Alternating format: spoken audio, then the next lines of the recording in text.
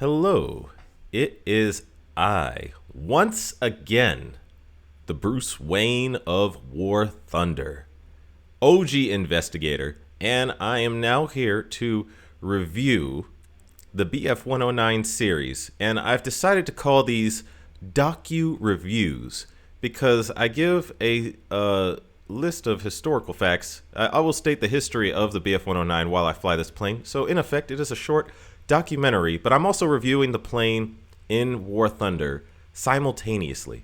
So I shall start with the BF-109E3, which is one of the earliest forms of the BF-109. So the Messerschmitt BF-109 was started out of a strange program. Not necessarily a strange one, but it was basically the Third Reich holding a fighter competition for the Luftwaffe's newest fighter that was going to pretty much be a representative of what Germany had accomplished. But it was also going to be the mainline fighter for the Luftwaffe going into the 1930s. So there were three introductions to this competition, and it was one was from Focke-Wulf and the other was from Heinkel, I think. And the BF-109 absolutely trounced both of them. So the BF-109 had all of the most advanced fighter technology back when it was released. It was the most advanced plane in the world. Not only that, but it looks super sleek. Like, so imagine you had only seen World War I planes your entire life, and then the German Air Force just, starts flying over the skies with these bad machines right here. It looks sleek. Like, back then it was looked at like a sexy sports car.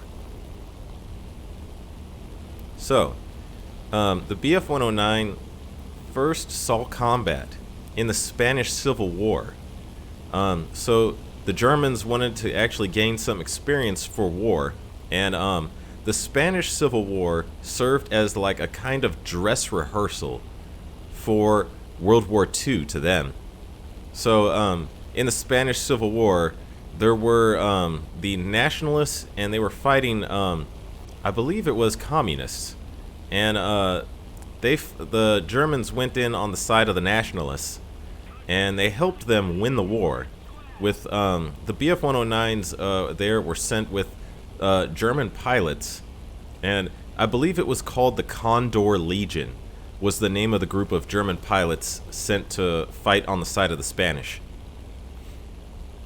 So yeah, they did very well there, and they gained valuable experience that they then brought to the Luftwaffe to give them all of the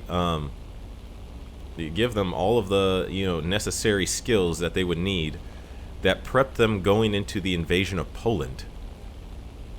So in September 1939, when Germany invaded Poland and Soviets invaded from the other side, the Germans had a huge leap on the Polish Air Force. So the BF-109 was vastly superior to every other plane in the Polish Air Force, and it BF-109 pilots pretty much had a field day, just tearing up whatever opposition the Polish put up. And then on top of that, it's not that the Polish pilots were necessarily bad. Poland had decent and very well trained pilots, but it was just the fact that they were still using World War I level equipment. So they still relied on biplanes in a lot of cases. So after the BF-109's, the BF-109's performance was astounding to the Poles, and it was seen by the rest of the world as a top-notch plane. After the Germans finished with conquering Poland, they went over to France, and now the French, they did have modern and very good fighter planes. They just didn't have enough of them, And the pilots they did have weren't necessarily that experienced, especially when it came to meeting the Blitzkrieg, which was the German style of warfare, which is where you launch rapid air attacks and bombers, and then you sweep in with tanks. So the Blitzkrieg was a shock to the French. It was a shock to the Polish. And the French in particular, they got completely crushed. And the BF-109 destroyed the French Air Force in rapid, I would say rapid, they rapidly tore them apart. They strafed their runways, destroying many of the planes on the ground. What planes the French could get up in the air, the Germans were able to basically, they had a better plane, the BF-109, in larger numbers, and they had better trained pilots. So they trounced the French. And then the first time I would say the BF-109 got into not necessarily the BF-109, the Luftwaffe. I think I could get this guy. There we go, got him. Easy kill. The first time the Luftwaffe got into a serious fight was against the Royal Air Force over the English Channel during the Battle of Britain. Now, the Battle of Britain was a battle fought in which the goal of Germany was to bomb the Great Britain into submission. And the goal of the Royal Air Force was to stop the bombers flying over and also engage the fighters so that they could get to the bombers in the first place. Now, the British, who back when the BF-109 was first released, the British actually recognized it as a threat immediately, and they started development on their own plane called the Spitfire.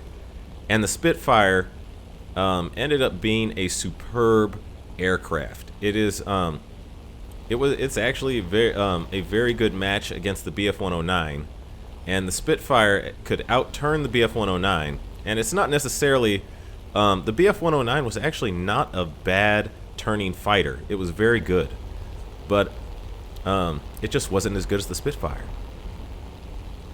Also, I think I got a head on. Oh wait, I got him. Okay, I got him once. Okay, I think. Oh well, that was a good kill. Gotta scoop up some altitude, or scoop up some speed necessarily.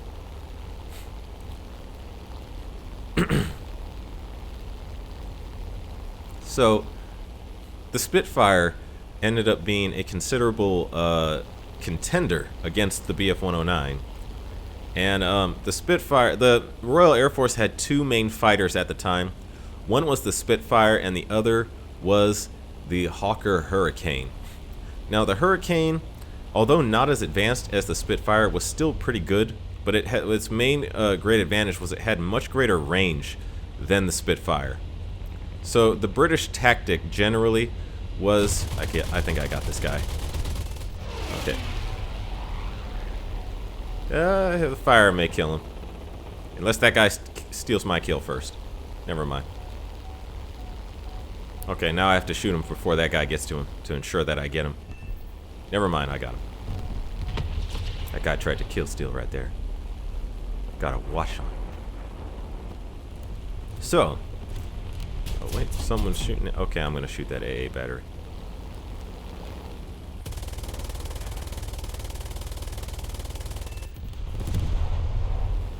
So, the BF-109 would generally find that, well, actually, so the Royal Air Force tactics, again, what they would do was they would send the Hawker Hurricanes to go after the bombers, and they would have those take off early, and then they would send the Spitfires to engage the BF-109s. And the Spitfire, in some altitudes, could actually outrun the BF-109. So, the German fighter pilots were I would say they were quite surprised that the Spitfire was as good as it was, and it was a very tough struggle for them to gain air dominance over the English Channel. I would say that in general, they didn't do this. Although the Spitfire was good, the Germans started to wear down the Royal Air Force, mainly because like the one thing about the Germans was they'd been preparing for this for a while. So what they kept doing is they would go in and they would just keep shooting. They would keep shooting down Royal Air Force pilots. And one of the things is the British Royal Air Force was actually running short on pilots in the Battle of Britain. So they started recruiting all these other pilots from pretty much around the world to try and hold off the onslaught that was the German Air Force. And one of those squadrons that's often worthy of note is 303 Squadron, which was a group of Polish pilots flying Hawker Hurricanes and then Spitfires. So the Germans were basically in a struggle with pilots from around the world now. And, oh, I guess we got everybody. Okay. Good match. And the Germans did, although I would say they were starting, in effect, to gain a considerable advantage. For some reason, and this is probably the greatest mistake the Fuhrer ever made, was he launched Operation Barbarossa. And he was, like, Britain was on its last leg near the end of the Battle of Britain. But and Great Britain had been bombed considerably.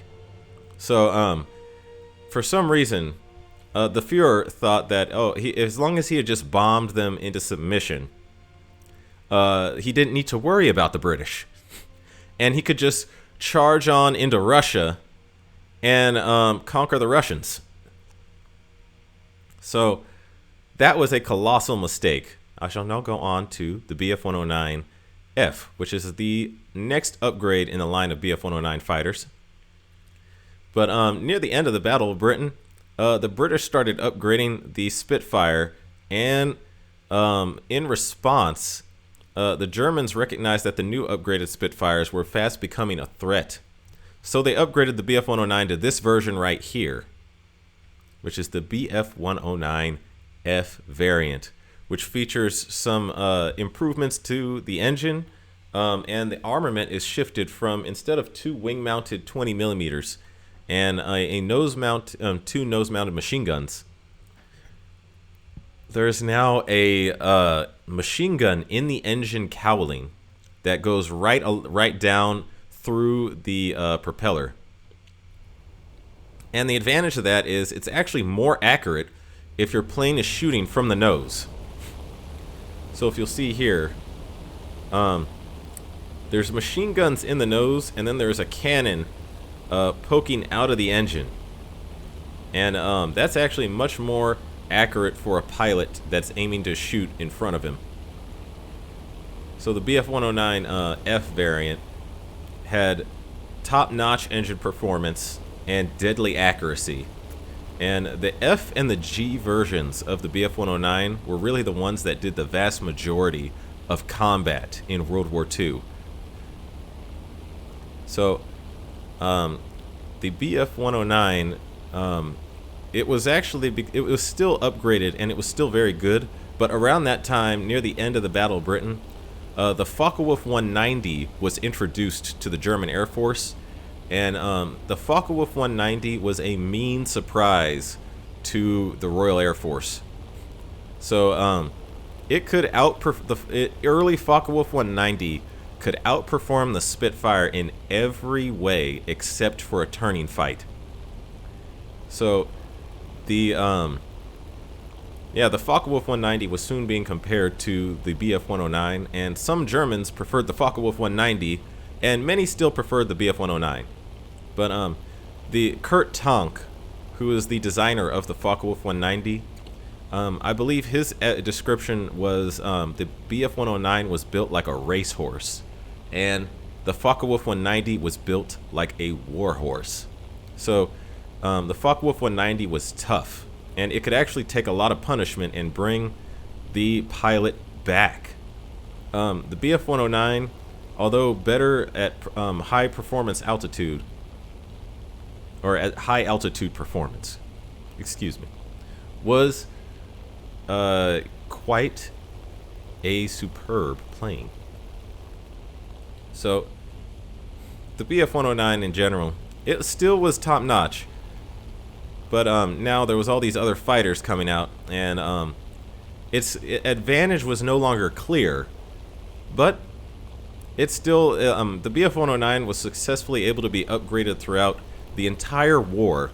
And keep in mind, the Germans produced, I believe the BF-109 is the most produced fighter of World War II, because somewhere the Germans basically were trying their, damnedest to try and get as many BF-109s out, because, their goal was to conquer Russia, of all places, and pretty much all of Europe.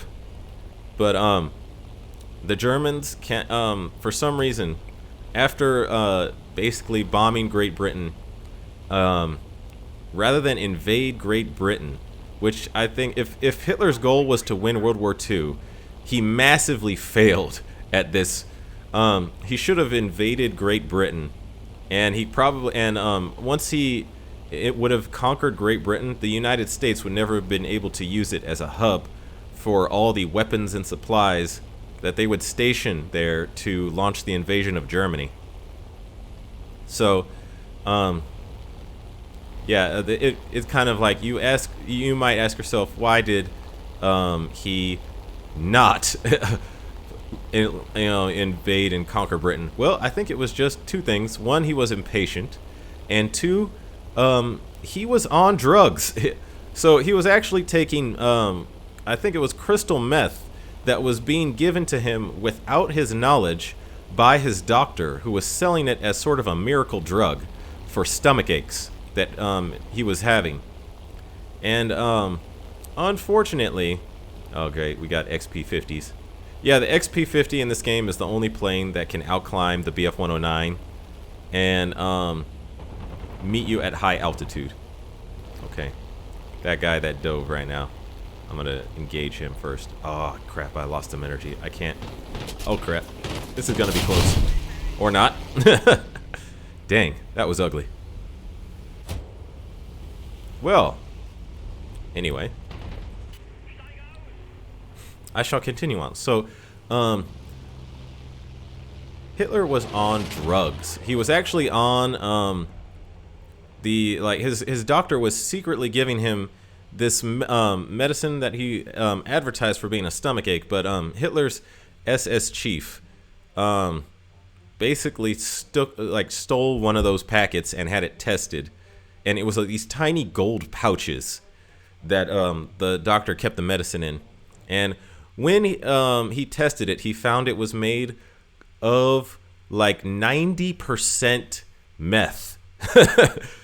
And if you see some videos of Hitler, he's actually like, his hands are shaking, and he's getting the shakes, or that thing where meth makes your body shake, and you start losing control and get anxious. So I shall now move on to the BF-109G variant. But meth makes you extremely gung ho, and I think that's what was going on in Hitler's mind. So he was like, "Oh yeah, I'll take on Russia," and then he declared war on the United States shortly after the United States was bombed by Pearl Harbor, or bombed at Pearl Harbor by the Japanese.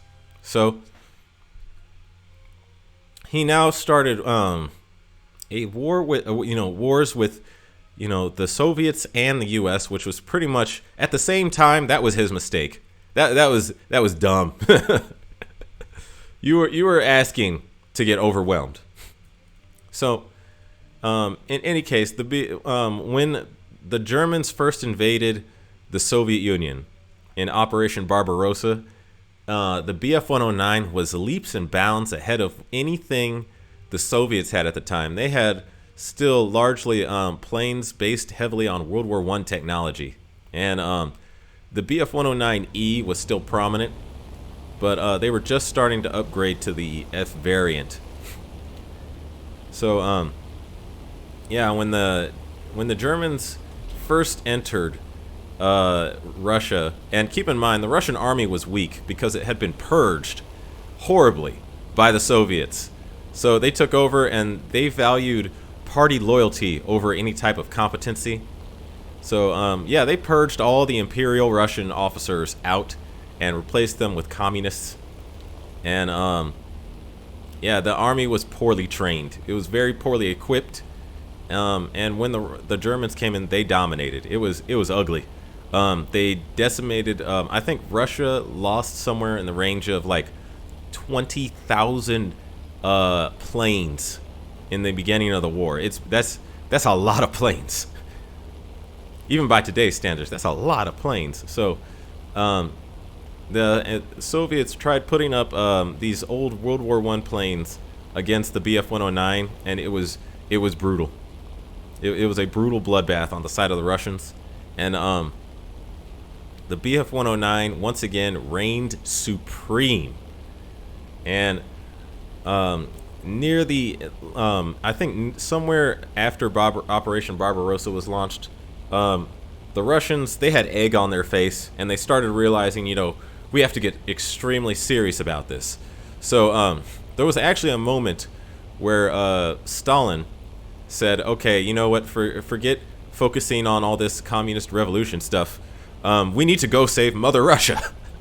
And he started serious development on planes, and the Russian industry developed the Yak-1, which was a plane that was equal to the BF-109E and was comparable to it. And they developed this plane, and they started getting better at tactics. Obviously, a lot of people had to die for them to learn these things.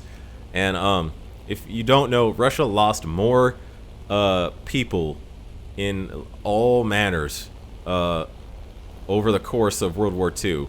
So the more people die, the more they learn, and Russia was on a steep learning curve. So they started developing better tactics, and the BF-109s soon found themselves in a increasingly more difficult struggle against the Russians. But once they introduced the BF-109F version into the Eastern Theater, it basically outmatched the Yak-1. So in response to that, the Russians developed the Yak-3, and that was much more of an equal contender for the BF-109. It was smaller, lighter, and faster. But the thing is, it was not really it wasn't able to perform as well at higher altitudes. But most dogfights would get dragged into the lower altitudes, and if they went to lower altitudes there, that is the Focke-Wulf 190's preferred envelope, is medium to low altitudes. And the Yak fighters found themselves against some pretty steep competition, to put it lightly. So it was a struggle. It was a bloody struggle, to put it lightly. But they also developed the, I believe it's called the LA-5, and later the LA-7. And those were also comparable to the BF-109. They were good enough to compete. This guy's at my same altitude. It looks like we gotta fight. There can only be one at the top of this hill, and it's gonna be me.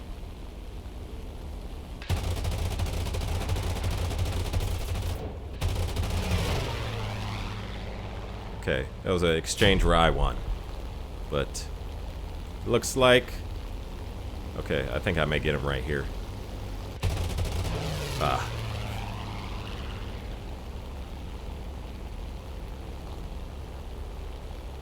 Since I wounded him, his performance is probably lacking.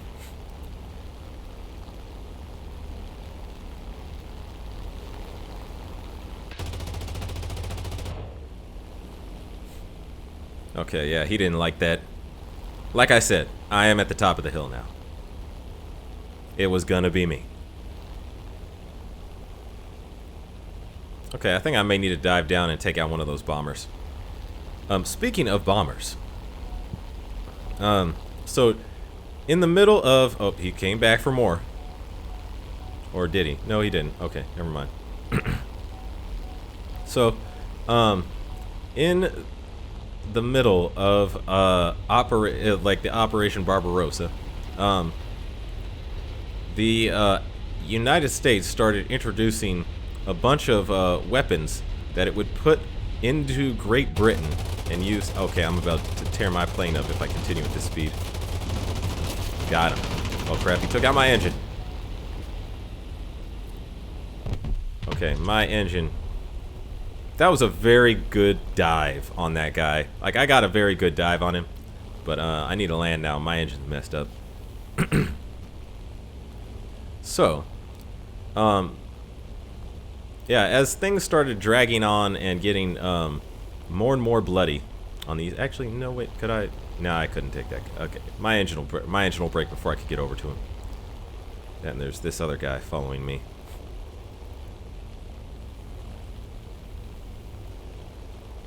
Yeah, he wants a piece of me.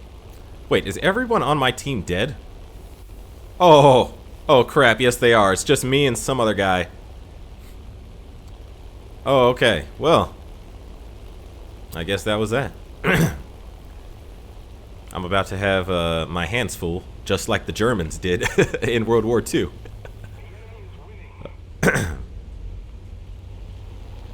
So, in any case,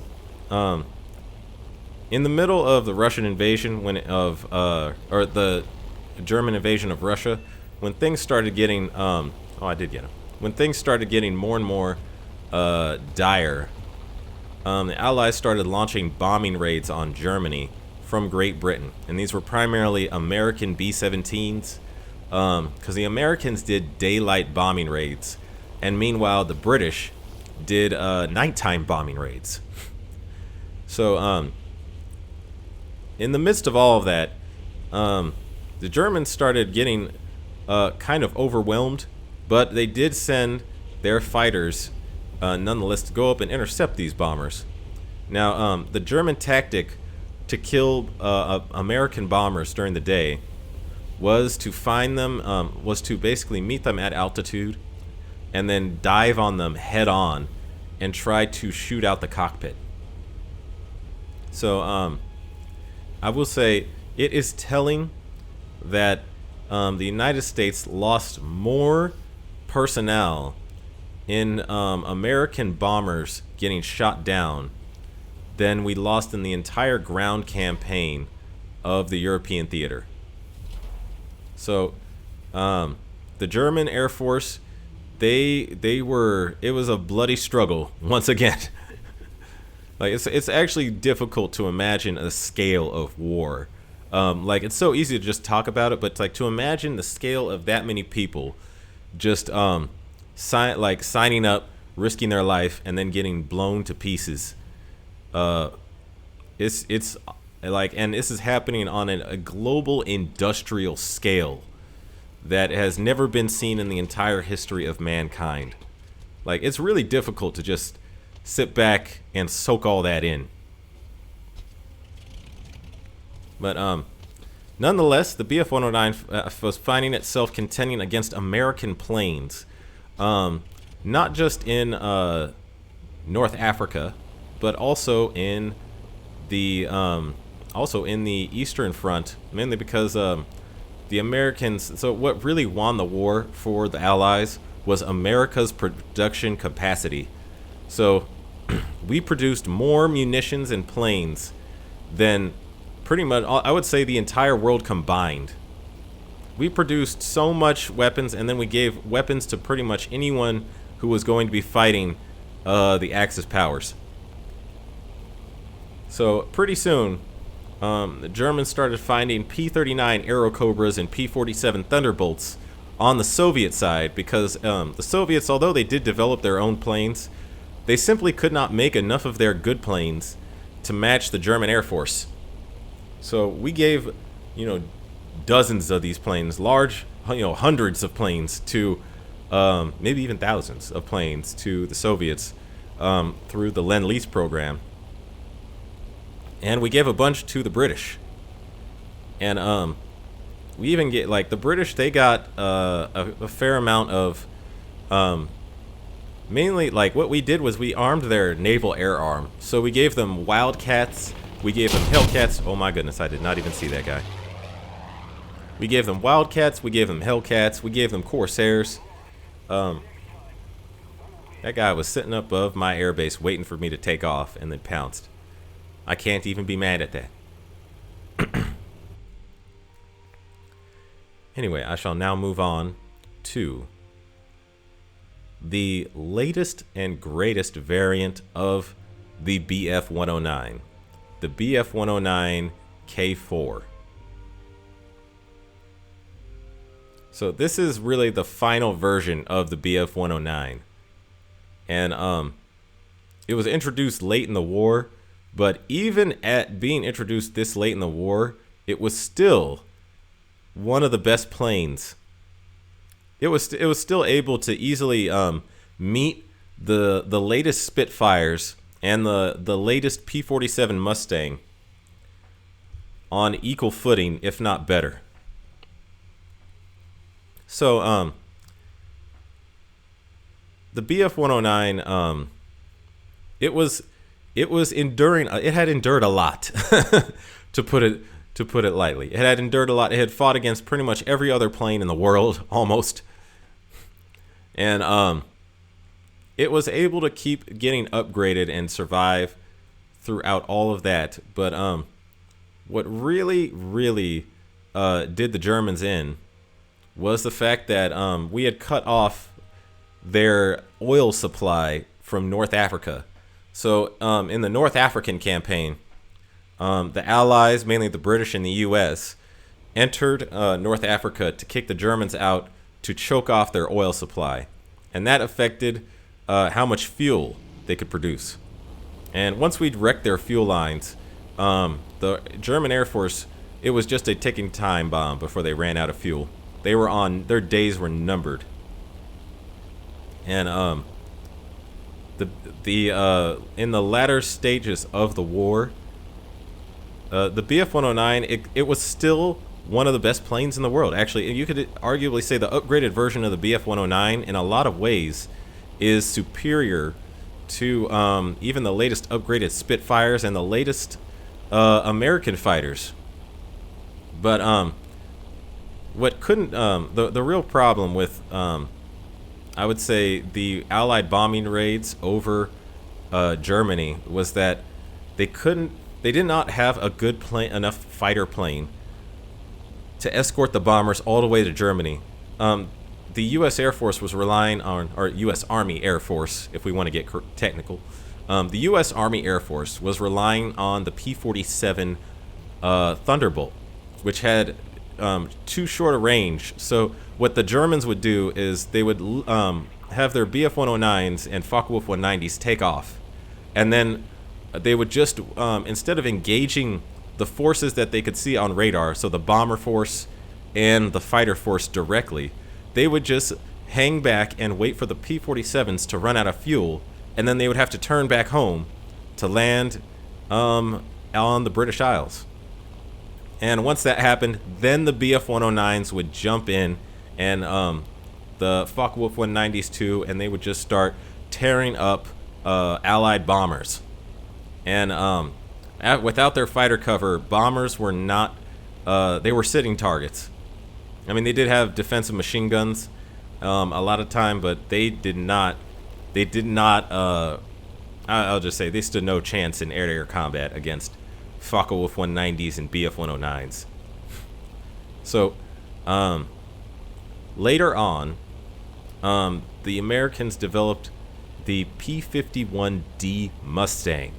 And that plane had superb range. You could mount fuel tanks on it, and it would easily be able to reach Germany and stay with the bombers the entire way through. So, needless to say, the German Air Force did not like this development. So, they now had to dogfight at high altitude with these P-51Ds. And for a lot of these fights, the German Air Force relied more on the BF-109 rather than the Focke-Wulf 190. and that's because the BF-109 had an inline engine, which produced less drag and performed better at higher altitudes than the Focke-Wulf 190. And the BF-109 was also being upgraded with all these heavier armaments, such as these wing-mounted cannons, which I have right now on my plane. I can take those off if I want to. But mounting these wing-mounted gun pods onto the BF-109 did decrease its performance considerably. So as you'll notice, I was climbing, and when I flew the other versions of the BF-109, I was able to climb a lot higher and faster. And now, oh, that's a bear cat. I gotta kill him. So, they would mount these cannons on, and it would decrease the performance. But bombers required a lot of munitions to bring down. So it needed the cannons generally for help in bringing them down. But it also, this guy is good at maneuvering. I have to boom and zoom on him. Okay, I think I got a shot right around here. Okay, got him once. Yeah, even with these cannons and the extra weight, the BF-109 K4 is able to climb superbly. Oh, we got, let's see. This guy over here is trying to attack these bombers, so I think I'm going to target switch and go after him. I got to keep my bombers alive.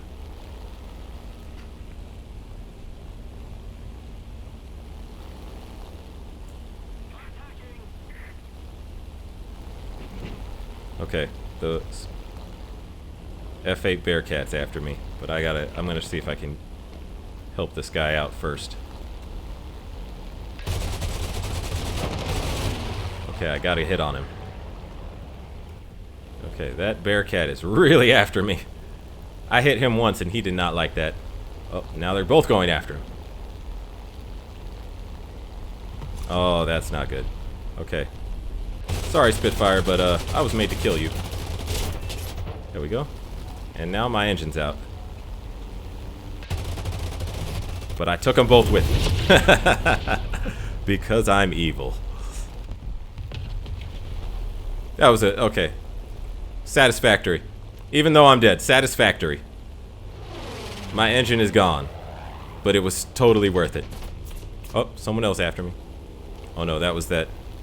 Okay, never mind.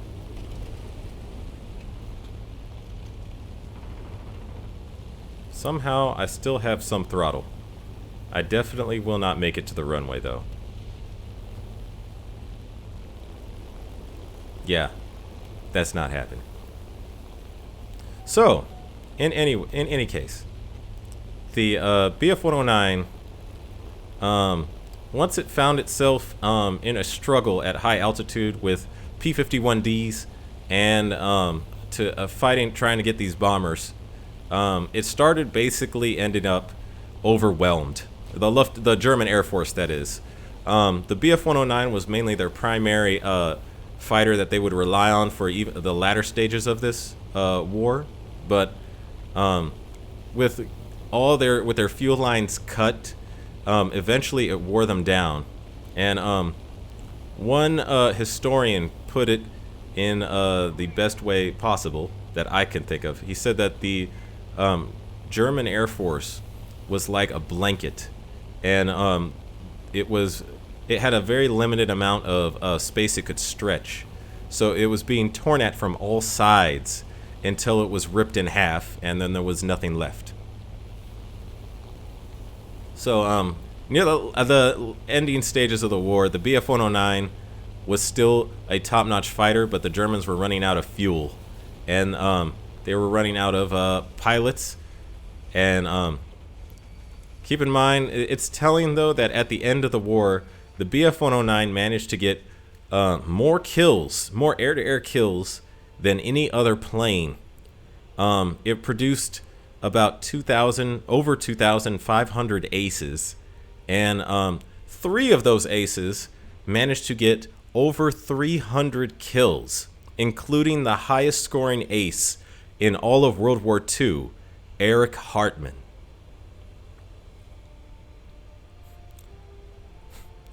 So, yeah, near the ending stages of the war, it's like it had a good finish, if you could call it that.